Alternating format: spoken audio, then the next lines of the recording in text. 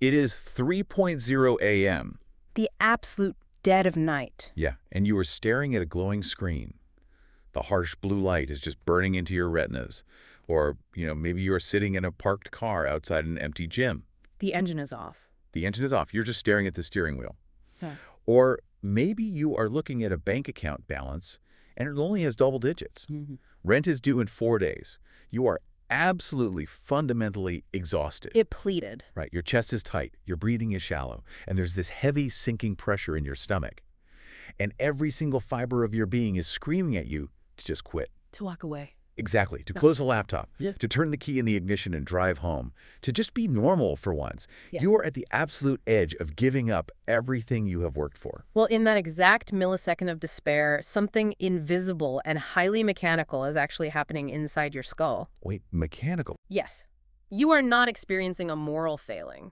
You aren't experiencing a lack of character or, a weakness of your spirit or some sudden evaporation of your dreams.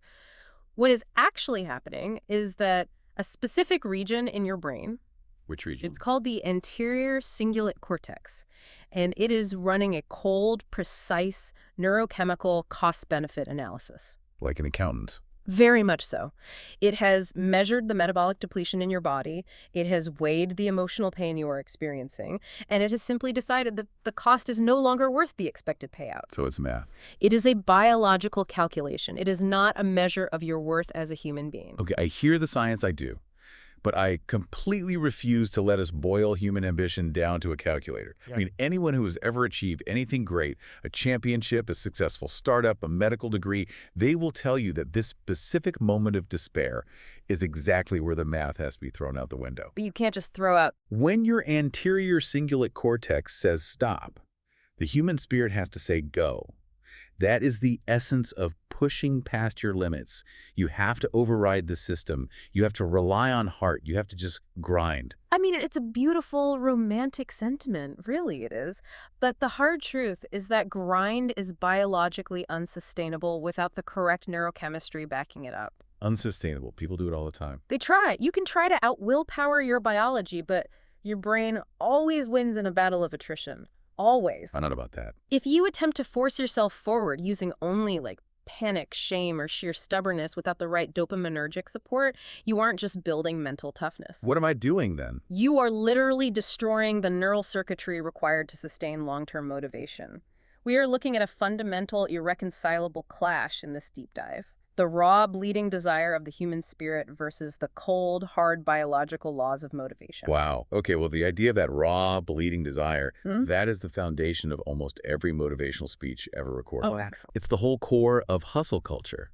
And I want to look at a very famous story from the sources today. It's Eric Thomas's guru story.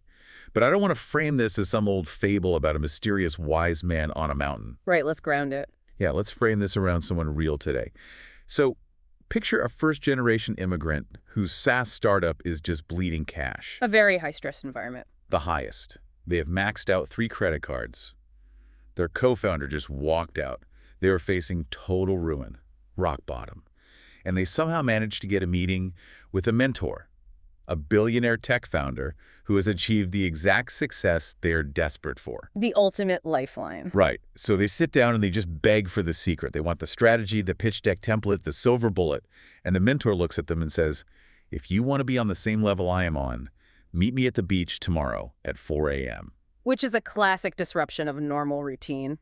The mentor is immediately removing the student from their comfortable environment. He wants to test their behavioral commitment before offering any intellectual capital. And it works. The founder shows up at 4 a.m. It's mid-November. It is freezing. It's pitch black out. Yeah. And they're wearing a business suit and dress shoes because, they thought this was a networking meeting. Right. They expected a boardroom. Exactly. But the mentor is just standing there on the sand, staring at the dark water. The mentor asks, how bad do you want to be successful? Setting the baseline. The founder says, more than anything. I have everything riding on this. So the mentor points to the ocean and says, walk on out in the water. The absurdity of the request is entirely the point here. So the founder walks out. The freezing salt water is instantly soaking into their slacks. The ice-cold waves are hitting their thighs. They are shivering uncontrollably, thinking, this guy is insane. I need seed funding. I didn't ask to be a Navy SEAL. Their stress response is peaking. Yeah. And the mentor yells, "Come out a little further." Now it is chest deep. The cold is paralyzing. The founder is ready to turn back, ready to just call it quits and go bankrupt. The cost-benefit analysis is screaming at them to leave the water. Right. But the mentor wades out next to them and asks again, "I thought you said you wanted to be successful." The founder's just chattering. "I do." And that is when the mentor violently grabs the back of the founder's neck and forces their head underwater and just holds it there. Thrusting the human nervous system into a literal life-or-death physiological state. It's terrifying. It is. The mammalian diving reflex kicks in immediately. Heart rate plummets, and the brain's priority matrix collapses into a single objective. The panic is absolute. Imagine the burning in your lungs as the oxygen depletes, the frantic splashing, the desperate scratching and clawing at the mentor's arms. In that split second of drowning, the founder is not thinking about their pitch deck. Not at all. They aren't thinking about their credit card debt or what they're going to watch on Netflix later or how tired they are. They have an absolute singular violent focus on one thing. Yeah. Air, just one breath. Right before the founder blacks out, the mentor pulls them up. The founder is coughing, gasping, heaving, and the mentor leans in and delivers the punchline. "When you want to succeed as bad as you want to breathe, then you will be successful." As a metaphor for singular, undistracted focus, it really is brilliant. It strips away all the secondary desires and leaves only the primary imperative. It is the rawest distillation of mindset I have ever heard. It fuels this entire subculture of people who believe you have to sacrifice sleep, forget to eat, and operate on this pure, non-negotiable obsession. Yes, the hustle mentality. You see it everywhere online. The sleep is for the broke mentality. The idea that if you are tired, it just means you don't want it badly enough. Emotionally, I admit it is highly contagious, but taking that story literally is a profound biological trap. A trap. Yes, wanting something like you want to breathe is a phenomenal metaphor, but executing it as a literal daily lifestyle will neurologically destroy the very drive you are trying to cultivate. Look, I have to challenge that. If I am putting in the hours, right, if I am staying up 3 days in a row, pounding coffee, ignoring distractions, and pouring every ounce of my energy into a goal because I refuse to miss an opportunity, Yeah. shouldn't my brain reward that dedication? Shouldn't my body adapt to that level of desire? To understand why the brain actively punishes that behavior, we have to tear down the biggest lie in modern pop psychology. What lie? A lie that has been peddled in self-help books and corporate seminars for decades. The lie is that dopamine is the pleasure chemical. Wait, it's not. No. For a very long time, the scientific community assumed that when you achieve a goal, or eat a slice of chocolate cake, or finally hit a revenue milestone, the rush of satisfaction you feel is a hit of dopamine. The assumption was, do good things, get dopamine, feel happy. Okay, I was actually looking at the groundbreaking research by Kent Berridge in our notes about this. And the part that completely blew my mind wasn't just that his team disproved the dopamine pleasure myth. It was how they proved it. The rat studies. Yeah. Berridge and his colleague Terry Robinson, they took rats and completely wiped out the dopamine in their brains. Using a targeted neurotoxin called 6-hydroxydopamine. Right, so they essentially deleted the rats' dopamine systems. Yeah. Now, the logical assumption is that these rats should be totally numb to anything good, right? Yeah. They shouldn't be able to feel any joy or pleasure at all. That was the prevailing hypothesis at the time. Without dopamine, pleasure shouldn't exist. Exactly. But when the researchers took a highly concentrated sweet sugar solution and placed it directly onto the tongues of these dopamine-depleted rats, something incredible happened. The rats still displayed the exact same facial expressions of pleasure. Yes. And researchers have mapped the specific, rhythmic lip smacking and tongue protrusions that indicate a rat is experiencing sweet hedonic pleasure. The rats still like the sugar. Their capacity to experience joy was entirely intact. Okay, so they felt the pleasure. The sweetness was still sweet, but the terrifying part of Berridge's study is what happened when the researchers took that exact same sugar water and placed it just a few inches away from the rats. Right. The rats would literally sit there and starve to death rather than walk across the cage to get it. This was the paradigm shift. Berridge discovered a fundamental anatomical division in the brain between liking something and wanting something. Liking versus wanting. Yes, liking is the actual hedonic pleasure of consuming a reward. That sensation is handled by tiny, fragile systems in the brain called hedonic hotspots. Do those use dopamine? They don't use dopamine at all. They use opioids and endocannabinoids, basically your brain's natural painkillers and bliss molecules. Wanting, on the other hand, is a process called incentive salience. Incentive It salience. is the drive, Yeah. the craving, the raw motivation to exert physical and mental effort to obtain a reward. That is what dopamine controls. Dopamine is not the enjoyment of the reward. Dopamine is the molecule of pursuit. I want to make sure we lock this concept in for the listener because it completely changes how we view our own habits. It really does. It is like being a teenager on a miserable, freezing, rainy Friday night. Okay. Liking is the feeling of sitting on the couch, wrapped in a blanket, eating a hot, incredible slice of pizza while watching your favorite movie. Mm. You're experiencing pleasure. But dopamine isn't the pizza. Yeah. Dopamine is the invisible force that makes you put down the remote, shove your feet into cold, wet shoes, zip up a jacket, walk out into the freezing rain, and trudge 3 miles in the dark to the pizzeria to get it. Dopamine is the shoes in the rain. I love that. It perfectly captures the mechanism. Without dopamine, you can still deeply enjoy the pizza if someone hands it directly to you on the couch. But you will never put your shoes on in the rain to go get it yourself. Never. And your brain does not generate this drive randomly. It doesn't just hand out motivation because you read a motivational quote on Instagram. Your brain runs a highly specific mathematical calculation about 10,000 times a day to decide if putting your shoes on in the rain is worth the metabolic cost. So the brain is running an algorithm. What are the variables? How is it weighing the pizza against the freezing rain? The neurochemical equation, which is distilled from decades of behavioral neuroscience, is essentially this. Motivation equals the expected reward value, multiplied by the probability of success, all divided by the expected effort cost. That's a lot of variables. And every single variable in that equation maps to a specific physical region of your neural anatomy. Okay, let's trace this map. Where does the expected reward value live? If I'm dreaming of that startup exit or getting that medical degree, where is that value being generated? The expected reward is processed by a pathway connecting the ventral tegmental area, or VTA, to the nucleus accumbens. VTA to nucleus accumbens, got it. When your brain anticipates something valuable, the VTA fires dopamine directly into the nucleus accumbens. And it's crucial to understand that this firing happens during the anticipation of the reward, not the receipt of it. So it's the thrill of the chase. Exactly. It's the signal that says that thing over there has high value, mobilize the body to go get it. Okay, and probability of success, the second variable, that's handled by the prefrontal cortex, right? Yes. The logical, planning, executive center of the brain. It's looking at your track record, looking at the obstacles, and asking, if we actually put our shoes on and walk into the rain, will the pizzeria even be open? Will we actually get the pizza? Precisely. The prefrontal cortex calculates the odds, and this is where high achievers often sabotage themselves. If you fail repeatedly, or if the goal seems too vague and impossible, your prefrontal cortex drops the probability of success to near zero. And mathematically? Mathematically, if you multiply any expected reward by zero, the result is zero motivation. The VTA stops firing dopamine. You feel paralyzed. This is the physiological reality of learned helplessness. Wow. So even if the reward is $1 billion, if your prefrontal cortex truly believes your chance of getting it is zero, you won't even get off the couch. The brain won't authorize the energy expenditure. Which brings us to the denominator of the equation, the expected effort cost. You mentioned earlier that this is tracked by the anterior cingulate cortex, the ACC. Right, the accountant. Yes.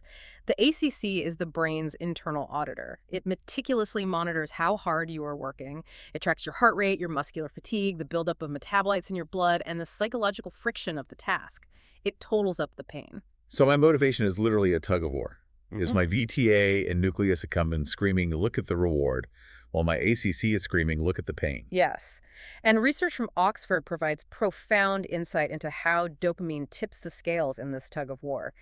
They found that highly motivated people, individuals with robust dopamine transmission, do not actually feel less pain or effort than unmotivated people. Wait, they don't. I always assumed the greats just didn't hurt as much. No. When they're running a marathon or coding until 4:00 a.m., it still hurts. Their muscles still burn, their eyes still ache. But what dopamine does is actively discount the cost of the effort inside the ACC. It discounts the cost. Oh, So the pain is objectively the same, but the brain mathematically cares less about it. precisely. High dopamine essentially lowers the denominator in the equation. The task remains hard, but the brain's tolerance for the hardness expands exponentially relative to the anticipated reward. We see the most striking proof of dopamine as the linchpin for effort allocation in clinical studies involving patients with Parkinson's disease. Yeah, let's talk about that because Parkinson's is fundamentally a neurodegenerative disorder, right? Right. It's characterized by the progressive death of dopamine-producing neurons in the brain, particularly in the substantia nigra, which connects to these same pathways. Exactly. And we usually think of Parkinson's in terms of motor tremors, but the apathy, the loss of willpower, is a massive hidden symptom. It is a devastating symptom. Researchers wanted to understand if this apathy was a physical inability to move or a breakdown in the brain's effort-reward calculation. So they designed a study using saccadic eye movements. Saccadic eye movements, what are those? A saccade is a rapid ballistic movement of the eye to fixate on a target. It's a very precise way to measure pure unconscious effort and a response figure, free from the complexities of gross motor movement. Ah, okay. They tested the Parkinson's patients in 2 states, once when they were off their dopamine replacement medication and once when they were on it. And I want to highlight the genius of this setup. They offer the patients different types of rewards for looking at the targets. Yes, they used guaranteed rewards where the patient would receive a payout regardless of how fast or accurately they looked at the target. And they used contingent rewards where the payout was strictly dependent on them exerting high effort. They had to move their eyes quickly and accurately. So when the patients were all off their medication operating in a severely depleted dopamine state, Yeah. they performed adequately only for the guaranteed rewards. Right, they wanted the passive payout. But when it came to the contingent rewards, the ones requiring exertion, their response vigor completely flatlined. The effort cost was just too high. But the moment they went back on their medication, restoring their dopamine levels. The behavioral shift was dramatic. Their response vigor spiked intensely for the contingent rewards. They suddenly became highly motivated to exert rapid, precise effort to secure the payout. The physical mechanics of their eyes hadn't changed. Right. The rewards hadn't changed. The only variable that changed was the presence of dopamine, which allowed their brains to bridge the gap between effort and reward. So if we take a step back and apply this to you, the listener, if you were sitting there feeling completely unmotivated, paralyzed by procrastination, it's not because you have a character flaw. Oh. It is not because you are fundamentally lazy. Your brain is running the math. And it is determined either that the reward isn't truly tied to your effort, meaning the contingencies is broken, or the effort is simply not worth the cost because you lack the dopamine required to discount the pain in your ACC. You aren't broken. Your neurochemical math is failing. That is the biological reality. Right. But acknowledging that reality forces us to confront a major paradox. Which is? If motivation is strictly a biological math equation governed by neurotransmitters, how do we explain the anomalies? How do we explain the extremes of human performance that seem to shatter all biological logic? I am so glad we are hitting this intersection because this is where I have a serious problem with the strict biological determinism you are laying out. Fair enough. I mean, if every human action is just an algorithm in the ACC and the VTA, if we are just prisoners to our dopamine levels, then free will doesn't exist. How do you explain Buster Douglas? Well, Buster Douglas's victory over Mike Tyson is often cited as the ultimate triumph of the human spirit. Because it is. Let's set the scene for the listener. It is 1990, Tokyo, Japan. Buster Douglas is a 42-to-1 underdog fighting Mike Tyson. Massive odds. Impossible odds. At this point in history, Tyson isn't just a boxer. He is a force of nature. He is the Grim Reaper in boxing gloves. He is knocking out elite heavyweights in 90 seconds. So in the 8th round, Tyson lands a vicious, catastrophic right uppercut. A devastating blow. Douglas goes down hard. He's flat on his back. The referee is counting. 4, 3, 2, 1. At that exact moment on the canvas, Douglas's physiological state was in total crisis. Exactly. The math says quit.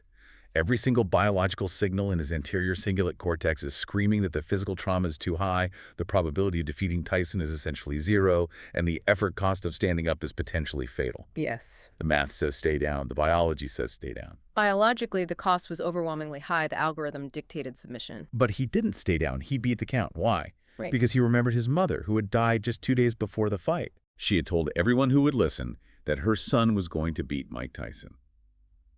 Douglas was faced with a profound spiritual choice. Stay down and let his mother's prediction die, or get up and validate her faith in him. He stood up, survived the round, and then in the 10th round, he knocked Mike Tyson out. It's an incredible piece of history. You cannot put that moment in a neurochemical equation. That is pure heart. His why was greater than the physical punch. His spirit overrode his biology. You can't tell me that was just dopamine. I hear the passion, and it is arguably the greatest story of human resilience in sports history. But I refuse to concede that he bypassed his biology. What? The concept of heart or spirit isn't a magical force that operates outside the nervous system. If we analyze that fight through the lens of neuroscience, specifically intersecting with Victor Vroom's expectancy theory of motivation, we see that Douglas didn't bypass his brain's math.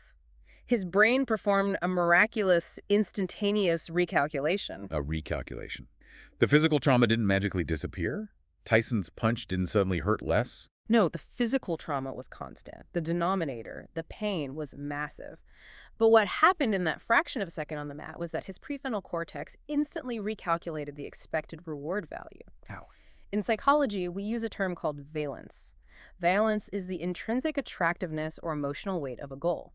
Before the knockdown, the reward was a heavyweight title and a paycheck.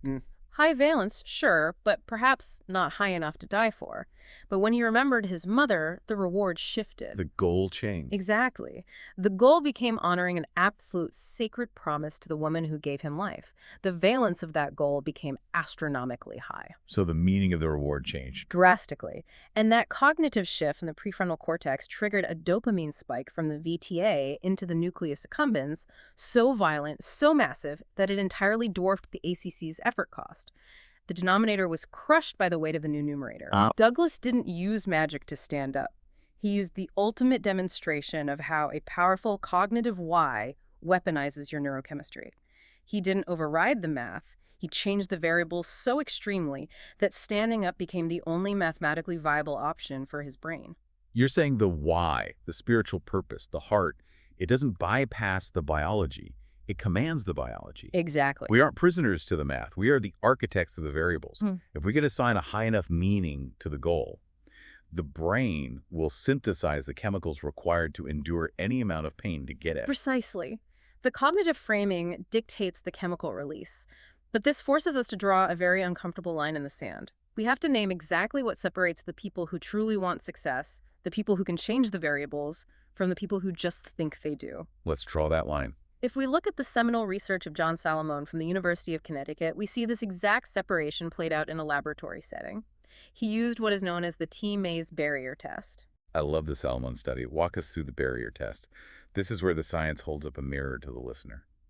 Salamone placed rats in a T-shaped maze where they were presented with a choice. In one arm of the maze, there was a pile of highly desirable, sweet sucrose pellets. The rats loved them. But to get to the sucrose, the rat had to physically climb over a massive, difficult wooden barrier. So it required real work. Significant exertion. In the other arm of the maze, there was plain, cheap, tasteless lab chow. There was no barrier. It was easy, immediate access, but a much lower quality reward. What happens with a healthy rat? Healthy rats with normal dopamine transmission will evaluate the maze. They look at the cheap lab chow, they look at the barrier, they calculate the effort, and they choose to climb the massive wooden wall to get the high-value sucrose. They put in the work? They're willing to pay the physical cost because their dopamine system bridges the gap. But Salamone then altered the biology of a group of rats. He gave them a drug called tetrabenazine, or used specific chemical antagonists to block their dopamine D1 and D2 receptors. So he essentially simulated a low dopamine, depressed, unmotivated state. Yes, and their behavior completely transformed. Wait, did the dopamine-depleted rats stop liking the sucrose? Did the reward lose its valence? No, that is the most crucial, devastating part of the study. If the researchers removed the wooden barrier, the dopamine-depleted rats would happily waddle over and eat the sucrose. They still liked it. They still wanted the good life. But with the barrier. With the barrier in place, the dopamine-depleted rat walks up to the wooden wall, looks at the height of it, calculates the effort, gives up, turns around, and settles for the cheap, low-effort lab chow. I want to take this out of the lab right now and put it right in your living room. I am looking you, the listener, right in the eye through your headphones. Sure. If you are sitting on your couch right now, strolling through social media for 3 hours, eating hyper-palatable processed food, watching other people live the dreams you claim you want, and ignoring your own goals. It's a harsh reality. You are the dopamine-depleted rat eating the cheap lab chow. Yeah. You don't kind of want success. You might like the idea of success. You would happily take the $1 million or the six-pack abs if someone removed the barrier and handed it to you. But your biology is currently optimized for comfort. You are turning away from the wooden barrier because your brain's math cannot justify the effort. You are settling for the chow. It is a harsh mirror to look into, but understanding that you are currently operating in a low dopamine state is deeply empowering because it means you can fix it. Ow. Well, this brings us back to the most dangerous aspect of the hustle culture we discussed earlier, the team no sleep mentality. Right. The idea that to climb the barrier, you just need to scream at yourself in the mirror, sleep 3 hours a night, and grind until you collapse. That philosophy sounds great on a motivational poster, but chronobiologically and neurochemically, it destroys the very drive you need to get over the wall. Let's get specific on the mechanisms here. How does the hustle destroy the drive? I mean, I thought the whole point of pushing yourself to the brink was to prove you want it. Shouldn't grinding increase my dopamine? Pushing yourself proves you are willing to endure stress, but chronic stress is the physiological enemy of dopamine. When you deprive yourself of sleep, skip meals, and operate in a state of constant panic and guilt, The grind. what psychologists refer to as introjected motivation, where you are driven by avoiding self-loathing rather than pursuing joy, your body interprets that as a survival threat. It floods your system with cortisol, the primary stress hormone. And what does the cortisol actually do to the dopamine? Cortisol binds to glucocorticoid receptors in the VTA. When those receptors are constantly activated by chronic stress, they actively downregulate the transcription of an enzyme called tyrosine hydroxylase. Tyrosine hydroxylase. Yes, tyrosine hydroxylase is the rate-limiting enzyme that your brain uses to manufacture dopamine. So chronic stress literally shuts down the factory that makes your motivation. Furthermore, chronic sleep deprivation physically alters the architecture of your brain. It reduces the density and sensitivity of your D2 dopamine receptors. I want to use a metaphor here. Think about walking out of a dark movie theater into the bright, blazing midday sun. It hurts your eyes. What happens? Your pupils physically constrict to protect you from the blinding light. You take in less light. Yes. When you flood your brain with the blinding light of chronic stress, panic, and cheap, constant dopamine hits from your phone, your brain's receptors constrict to protect themselves. They downregulate. You become numb. That is an incredibly accurate systemic metaphor. By staying up for 3 days straight trying to force success through sheer panic, you are chemically altering your brain so that it can no longer feel the motivation to pursue the goal. You are turning yourself into the rat that eats the lab chow. Exactly. Relying on guilt and sleep deprivation to force yourself to work is a failing strategy. You cannot out-willpower a depleted neurochemical system. You must optimize a system. So we have arrived at the crux of the issue here.